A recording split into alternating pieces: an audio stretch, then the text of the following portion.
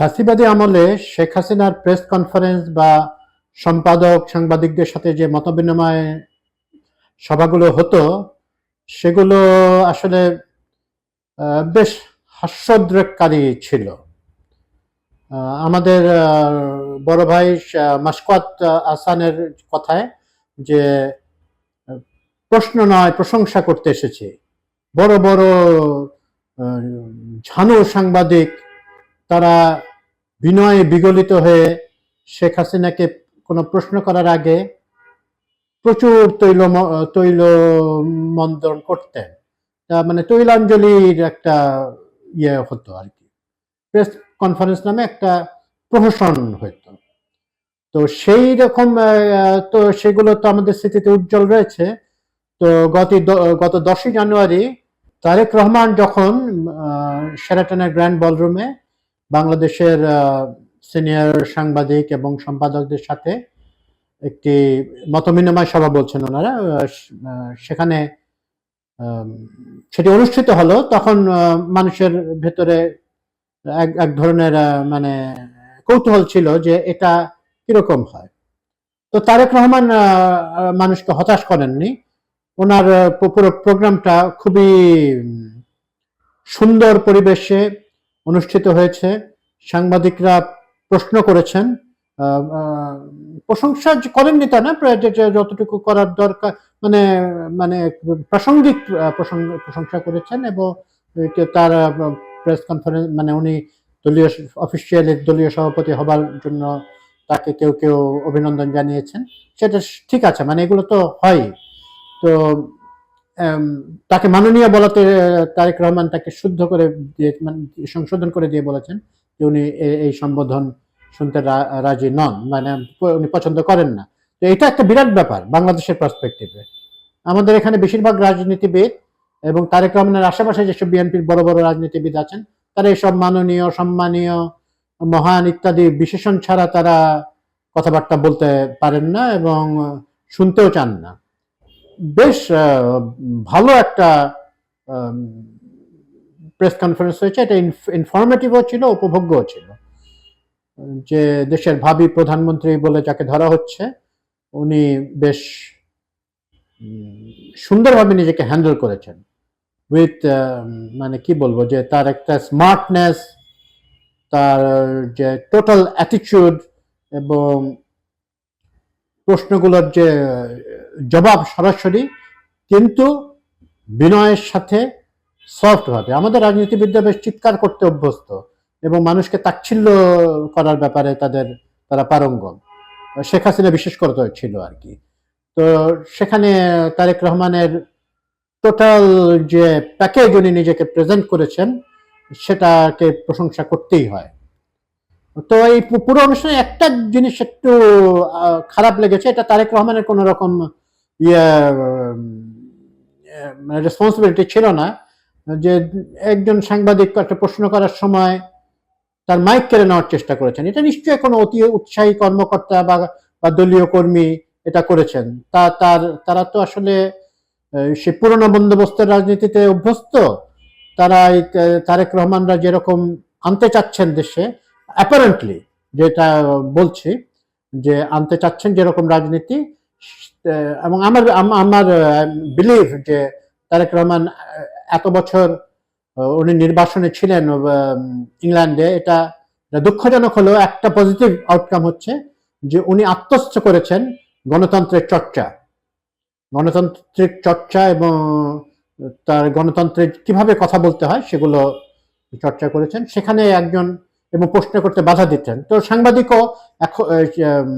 বিভিন্ন সাংবাদিকরাও কিন্তু থামিয়ে দিয়েছেন যে আমার কথা শেষ হোক, তারপরে আপনি বাধা দিয়ে মাঝখান দিয়ে কথা বলার চেষ্টা যেগুলো হয়ে থাকতো, তো সেগুলো হয় নাই। মানে আমরা ইমপ্রেসড তারেক রহমানের পুরো পুরো প্রোগ্রামটা। তো তারেক রহমান বেশ স্পষ্ট করে বলেছেন এবং একই সাথে বলছি বেশ সফটলি বলেছেন, সবকিছু উনি খুব সফটলি বলেছেন যে 5ই আগস্টের আগে দেশকে উনি চান না 5ই আগস্টের আগে দেশ ফিরে যাক। 5ই আগস্টের আগে যে ভয়াবহ অবস্থা দেশে ছিল সেরকম অবস্থা। 5ই আগস্ট মানে 2024-এর 5ই আগস্টের কথা উনি মেন করেছেন। সেখানে ফিরে যাওয়া হোক এমনটি উনি কোনোভাবেই চান না, এবং উনি গণতন্ত্র চান। তো এটা এটা বলে অবশ্য একটা খুব পরিষ্কার করে দিচ্ছেন যে উনি পুরো গণ অভ্যুত্থানটাকে ওন করেন।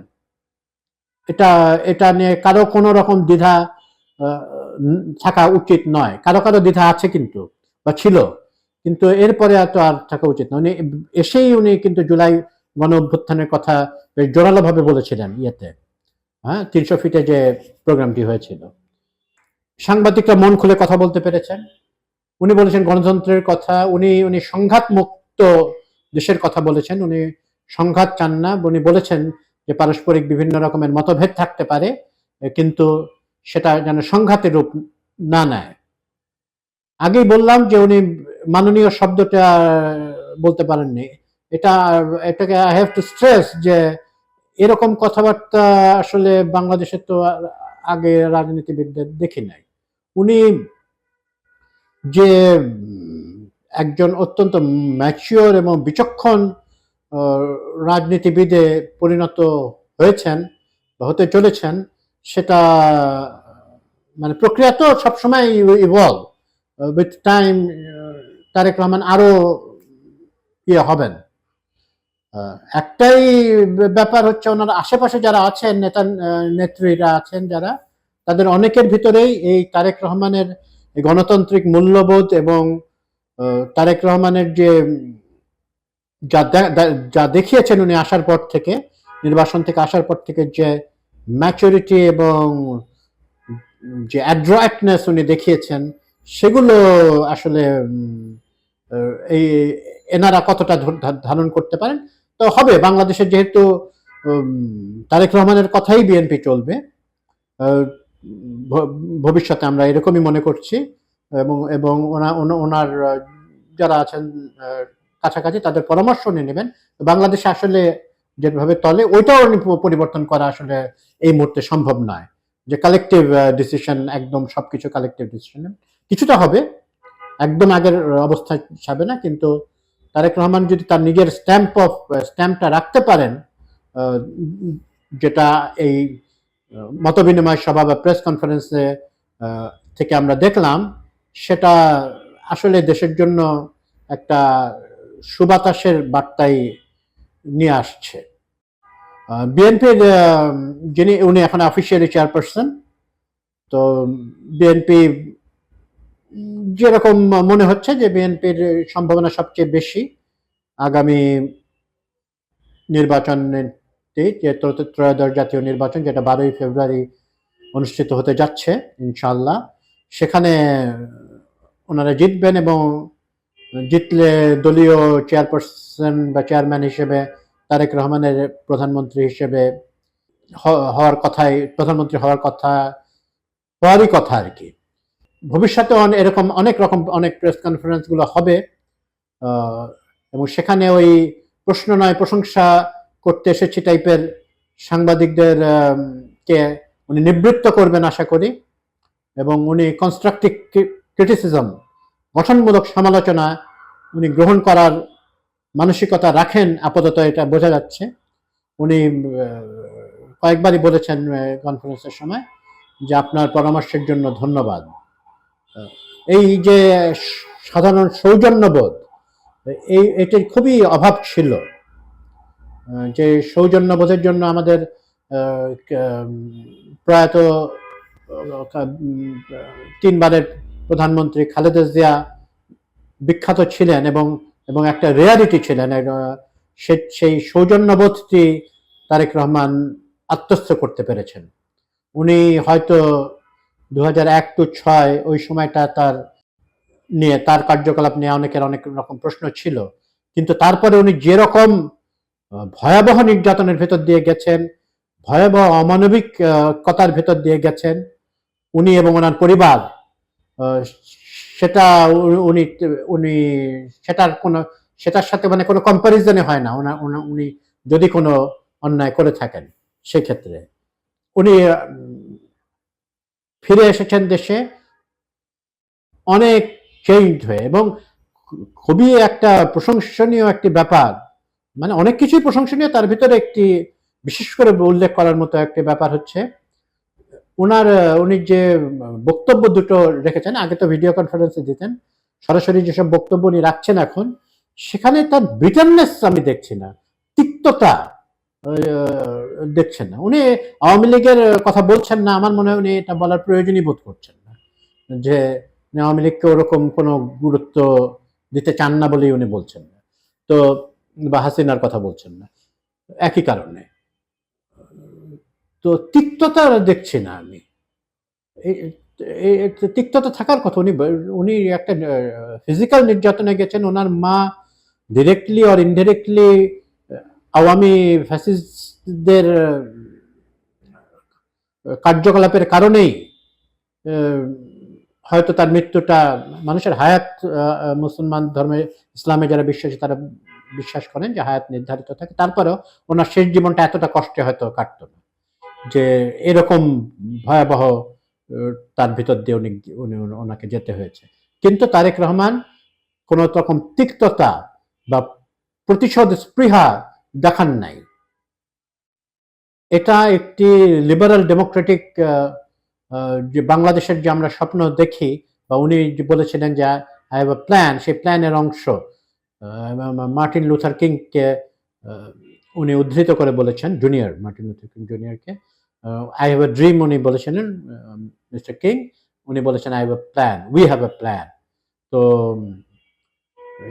সেই প্ল্যানেরই আছে, উনি মানে একটা চক আউট করা আছে নিশ্চয়ই তাড়াতাড়ি, এবং ওনার বক্তব্যগুলো মেঠো বক্তৃতার মতো হচ্ছে না, এবং উনি যে 300 ফিটে যে বক্তব্য দিচ্ছেন ওটাও ট্রেডিশনাল মেঠো বক্তৃতার মতো না। কেউ কেউ বলছেন উনি প্রধানমন্ত্রী হবার পরেও কি তার এই সৌজন্যবোধ ইত্যাদি থাকবেন, আমার ধারণা থাকবে, কারণ যে যাই বলুক, যারা জানার তারা জানেন যে বাংলাদেশে বর্তমানে তারেক রহমান সবচেয়ে ক্ষমতাবান ব্যক্তি। তারেক রহমানের ইচ্ছার বিরুদ্ধে বা তার ইচ্ছার বাইরে গিয়ে এই মুহূর্তে বাংলাদেশে কিছু হবে না,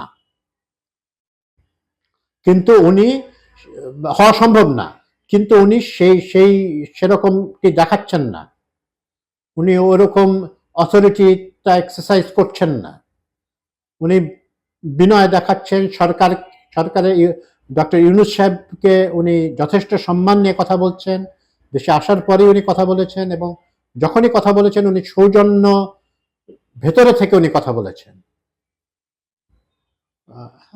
উনি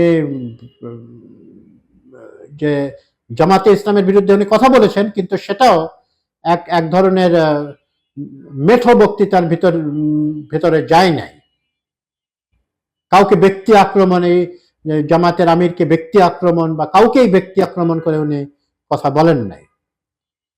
তো সাংবাদিকদের সাথে ওনার যে আচরণ, আমি বিশ্বাস করি বা বিশ্বাস করতে চাই অ্যাটলিস্ট, যে ভবিষ্যতেও বজায় থাকবে, এবং উনি বাংলাদেশি সাংবাদিকদের সাথে উনি ঘন ঘনই কথা বলবেন। ঘন ঘন মানে ওনার কাজকর্মের ভেতরে থাকবেন, উনি বিদেশ সফর থেকে এসে বা কোনো একটা বিশেষ উপলক্ষে উনি সাংবাদিকদের সাথে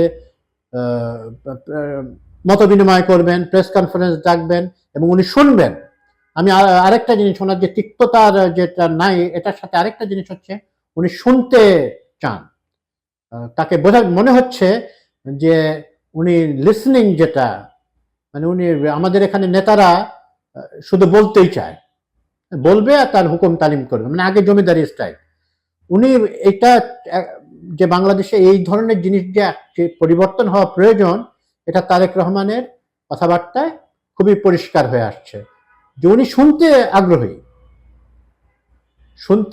এবং উনি জানেন উনি কি বলেছেন এটা উনি জানেন, কি বলবেন এটা উনি জানেন, এবং মানে উনি হোমওয়ার্ক করে সব জায়গায় আসেন।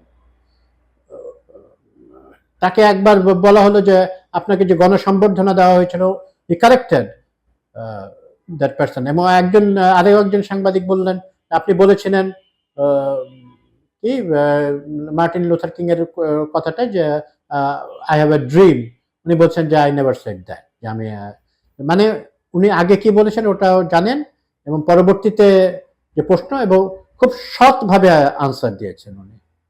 হ্যাঁ, সৎভাবে কথাবার্তাগুলো বলেছেন। উনি কোনো রকমের এড়ানো, এড়িয়ে যাওয়া বা বুলডোজ করে ধমকের সুরে একটা উড়িয়ে দেওয়া কোনো সাংবাদিককে সেটা করেন নাই। এবং আমার ধারণা উনি যদি নির্বাচিত হন, আমাদের এখনো বলতে হচ্ছে কারণ ইলেকশন তো হয় নাই এখনো, উনি যদি নির্বাচিত হন উনি নিশ্চয়ই এই ধারাটি অব্যাহত রাখবে এবং আমরা আশা করি যে সাংবাদিকরাও তাদের দায়িত্ব, তারা ওই তেলাঞ্জলি থেকে একটু বেরিয়ে আসবেন। দালালি করা কিন্তু এক ধরনের অধিকার, আমি দালাল হব। তো আমরা চাইবো যে ওনার প্রেস কনফারেন্সে ওই দালালদেরকে উনি প্রশ্রয় দেবেন না। আগেও বললাম, এখনো বলছি যে আমরা চাই যে আমরা যে 10 তারিখে যেরকমটি দেখলাম এ ধরনের বা আরো ভালো প্রেস কনফারেন্স হবে যেখানে আরো উন্মুক্ত আলোচনা হবে। কেউ ভয়ে কোনো কথা বলবেন না বা আতঙ্কে থাকবেন এরকম কিছু আমরা দেখতে চাই না, এবং আমার বিশ্বাস তারেক রহমান নিজেও এটা এরকম কিছু দেখতে চান।